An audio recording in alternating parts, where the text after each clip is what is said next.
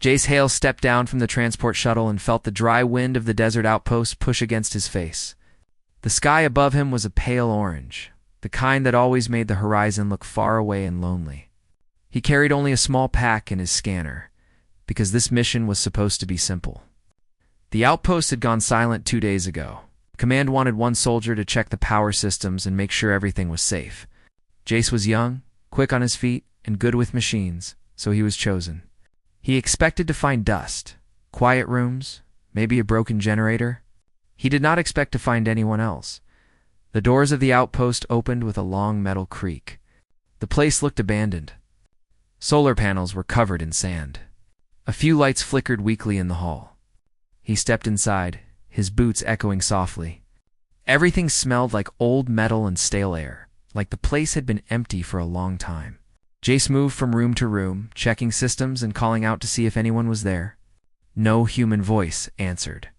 The silence was heavy. He followed a trail of strange marks in the dust small. Soft footprints, too light to belong to a grown human. He crouched and touched one with his fingers. It was fresh. Someone small had walked here not long ago. His heart started beating faster, and he scanned the area. The scanner showed faint life signs near the old supply room. He walked toward the room slowly, alert but calm. When he reached the doorway, he paused. Something moved inside. He stepped in carefully and saw a small figure crouched behind a damaged supply unit. Big silver eyes looked at him from the darkness. The figure was a Gurla young alien girl, thin, dusty, and clearly terrified. She had smooth gray skin, short white hair, and a faint glow in her eyes that brightened when she was scared. Jace raised his hands to show he meant no harm. "Hey, it's okay. I'm not here to hurt you," he said gently. The girl pressed herself against the metal wall, trembling. She didn't speak. She only watched him with those bright eyes, as if waiting to see what kind of person he was. Jace took a slow step forward, then stopped when she flinched. He knelt down to make himself smaller. "I'm a friend. My name is Jace. I'm here to check the outpost. I didn't know anyone else was here." He noticed something around her neck, a smooth metal collar, round and polished, with glowing symbols on it. It wasn't a chain. It wasn't tight.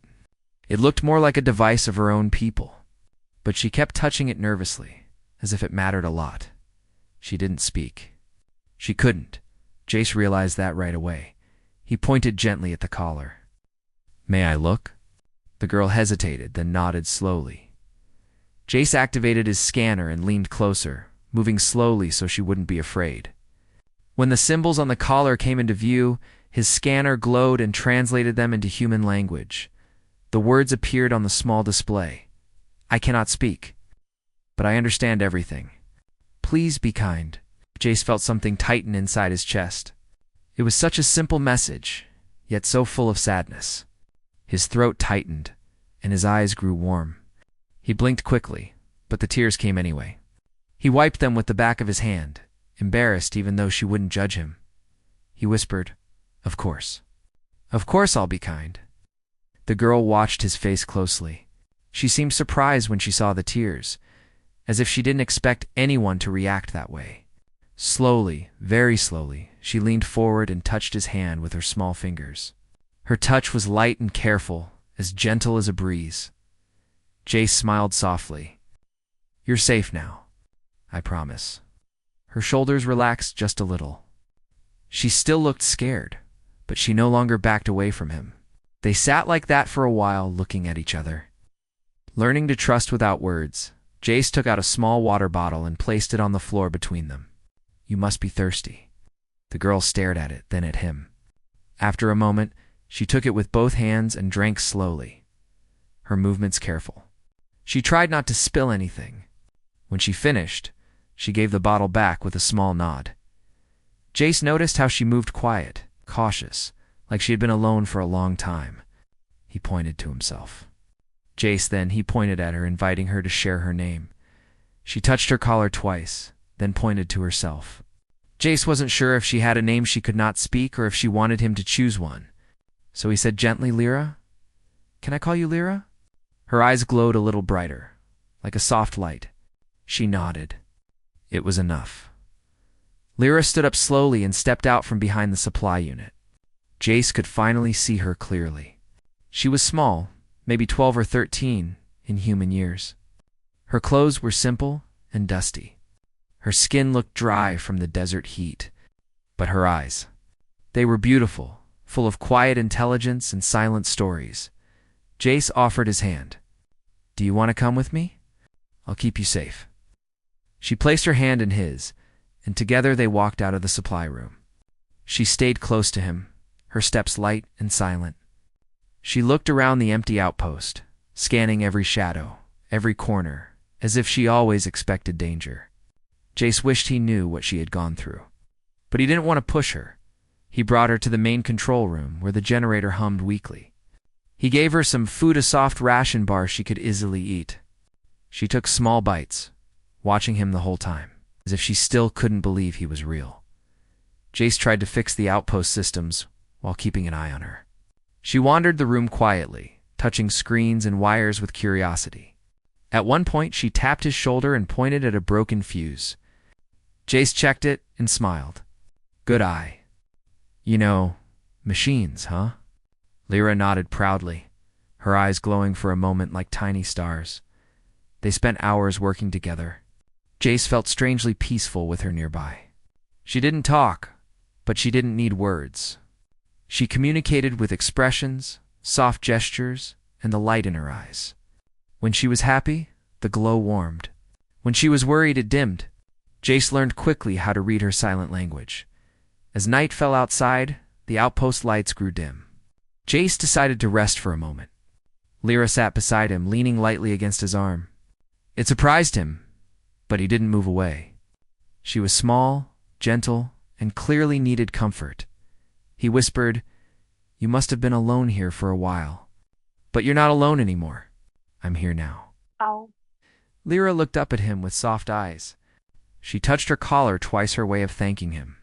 He didn't know what she had suffered before, but he could see she was beginning to trust him. They stayed like that in the quiet room. Two different beings from two different worlds, but connected by the simple need for kindness. Then the silence broke. A loud alarm suddenly burst through the outpost, and red lights flashed across the ceiling. Lyra jumped in fear and grabbed Jace's arm tightly. The sound came from the external scanner. Something was approaching the outpost. JACE stood up quickly and checked the screen. His eyes widened. "Drones. Unknown origin. They're heading straight for us." Lyra's body stiffened. Her breathing quickened. She held Jace's sleeve with desperate strength. The glow in her eyes turned sharp and frightened. She knew the sound of those drones. She had heard them before. Jace realized instantly that she recognized the danger. He turned to her, placing his hands on her shoulders. "Lyra, do you know who they are?" She didn't speak, but she reached toward the collar. Her fingers hovered near the symbols, then she looked up at him with panic. She tapped the device twice and pointed outside. Her message was clear without words. They were searching for her. Jace felt his heart pound. He looked at the girl who had been alone, mute, carrying a simple message on her collar, begging for kindness. Someone was coming for her. Someone she clearly feared. He stood between her and the door, protective and steady. "I won't let them take you." Lyra's eyes widened, but she didn't run. She moved behind him, holding the back of his jacket tightly. The outpost lights flickered as the drones grew louder outside, their engines buzzing like cold machines. Jace reached for his weapon and checked the defensive shields. He didn't know who those drones belonged to or why they wanted Lyra, but he knew one thing with complete certainty. He would protect her. Lyra watched him with trembling hands, her silent plea clear in her eyes. She pressed herself close to him as the outpost doors rumbled. Jace took a deep breath and prepared himself. The drones were almost at the entrance. Jace whispered, "Stay behind me. I'm here. I won't let anything happen to you."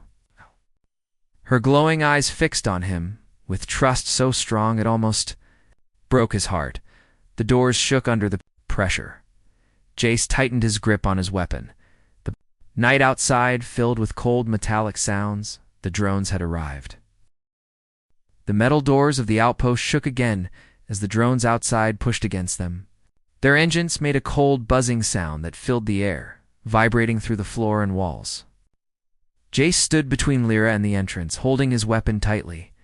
He could feel Lyra trembling behind him, her small hand gripping the back of his jacket.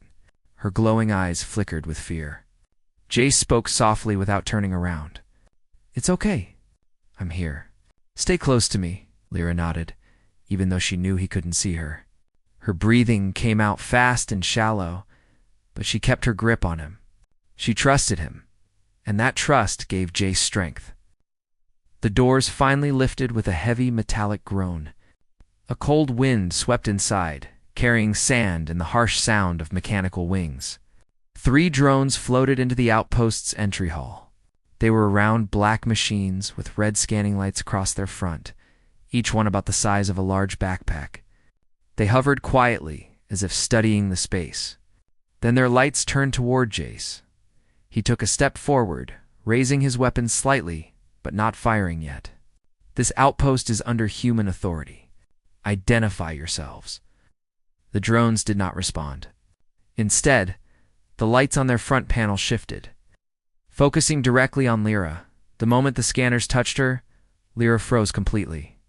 Her hands tightened on Jace's jacket, and a pulse of pale blue light flashed in her eyes, fear mixed with memory. Jace saw it and felt anger rise in his chest. Whoever controlled these machines had scared her before. He would not let them near her now. The first drone moved forward with a low hum.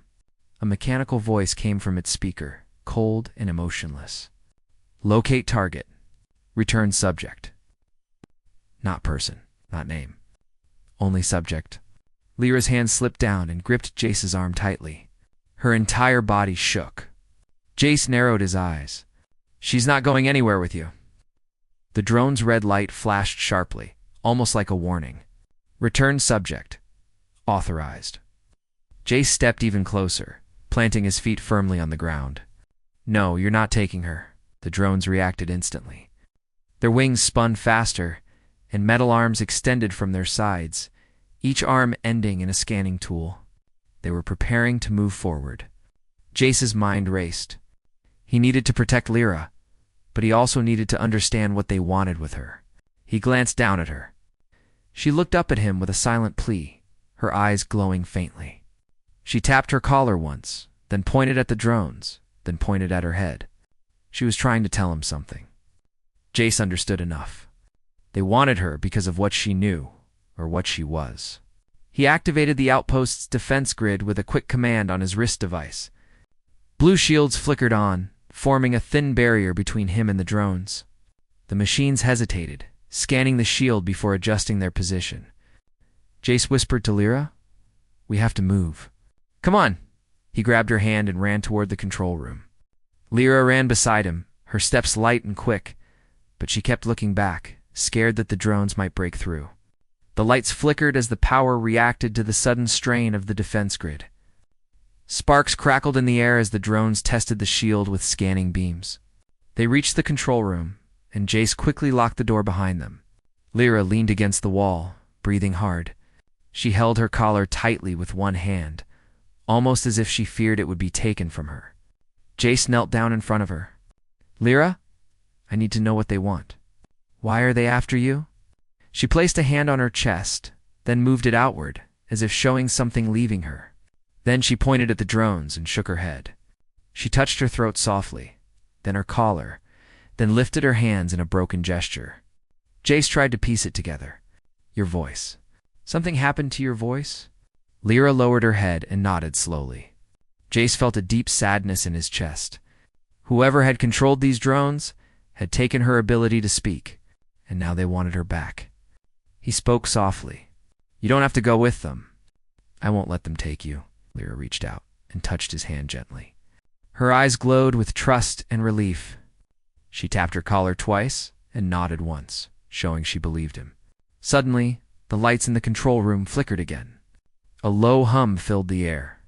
The drones were no longer at the door. They had moved to another part of the outpost, trying to disable the shields. Jace rushed to the main computer. "I need to see their signal. Maybe I can figure out where they came from." He scanned the drone's frequencies and found a repeating message loop. It wasn't sent to humans. It was sent to them, part of their operating command. He translated it. Locate. Retrieve. Silence again. Jace's jaw tightened. Silence again. They want to. He stopped himself. He didn't want Lyra to see how angry he was, even though she could already sense it. Her eyes glowed dimly, watching him closely. He knelt beside her again. Lyra, do you know how to stop them? She hesitated, then pointed at the computer, then at her collar. Jace understood instantly. Your collar has a code? Something that can override their signal. Lyra nodded. She tapped the metal device twice, then held it out slightly toward him. It was clear she trusted him enough to let him access something so personal. Jace activated his scanner and synced it with the collar. New symbols appeared ones he hadn't seen before. The collar wasn't just a translator. It held encrypted data, probably from her people. Her collar had the ability to send a command to the drones. But the message was locked behind a gesture code, something she had to unlock herself. Jace handed the collar screen back to her gently. You can do this. I'll protect you. Lyra took a deep breath, placed her hands slowly on the collar's edges, and pressed lightly in a pattern. A soft humming sound came from the device. Her eyes glowed brightly as if the collar responded directly to her energy. The computer screen flickered and displayed a new command. Override. Liberate. Jace read the word aloud. Liberate. You want to free yourself and everyone else they silenced. Lyra looked at him with determination. This was not just about her anymore. She wanted to stop these drones from hurting others like her. Before Jace could activate the override, the control room door shook violently. The drones had found them. The metal bent inward under the pressure of mechanical arms. Jace pressed the override button and prayed it would work fast. The collar sent a signal through the outpost, echoing across every device. Lyra stepped back, covering her ears even though the sound was silent to humans. The drones outside paused. Their red lights flickered like confused eyes. Then all at once their lights turned blue. The pressure on the door stopped. The buzzing sound faded. The drones floated back from the door and lowered themselves gently to the floor. Lyra's collar glowed warmly. Jace stared in disbelief. You stopped them. Lyra didn't smile. She watched the drones closely, as if waiting for something else. She tapped her collar once, then pointed at the sky. Jace understood. There are more coming? Lyra nodded slowly. Jace quickly checked the scanners. She was right. A large ship was approaching, not dangerous, but unknown. The drones responded to her override, which meant the ship could be connected to her people, or maybe another group entirely. The outpost roof lights blinked as the ship landed outside. The sound was soft, not aggressive. A ramp lowered and several tall figures stepped onto the sand. They were similar to Lyra Gray's skin, glowing eyes, quiet but graceful. They did not carry weapons. Lyra ran to the doorway and watched them with wide eyes. Her body shook. But not from fear this time. It was something else. Recognition. One of the tall aliens stepped forward slowly. He placed a hand over his chest and bowed his head. Lyra stepped forward, her movements trembling but hopeful. Jace followed her outside carefully. The air was calm now, the threat gone. The figure spoke in a gentle voice, the words melodic. Jace didn't understand the language, but Lyra did. She moved closer and touched her collar. She showed it to the tall figure, who nodded sadly as if understanding everything she had been through. Another alien knelt beside Lyra and placed a hand gently on her shoulder. Lyra's glowing eyes softened, and she leaned forward into the comforting touch. Jace felt relief wash over him. She was finally safe. The tall alien turned to Jace. His voice came through a small translator. You protected her. For that, we thank you. Jace nodded. She's brave. She did more than I did. Lyra turned back to Jace quickly. Her eyes glowed bright, filled with emotion. She stepped forward and took his hand. She tapped her collar twice and looked up at him with so much trust that it warmed his chest. She didn't want to leave without saying something, not with words, but with her silent language. Her collar glowed softly and displayed a message on Jace's scanner. You listened to me. You were kind. Jace felt his throat tighten. He lowered himself to her height and placed a gentle hand on her shoulder. "Anytime, Lyra, you're strong. You're never alone now." Lyra squeezed his hand before turning back to her people. They guided her toward the ship with soft gestures. But before she stepped inside, she looked back at Jace one last time. Her eyes glowed warmly like a small goodbye. The ship doors closed gently. It lifted into the sky, the sand swirling beneath it. Jace watched until the ship became a distant light. The outpost was silent again, but the silence felt different now, peaceful, calm. Jace looked at the place where Lyra had stood. He felt proud, relieved, and a little sad. But he knew she was finally where she belonged. Safe.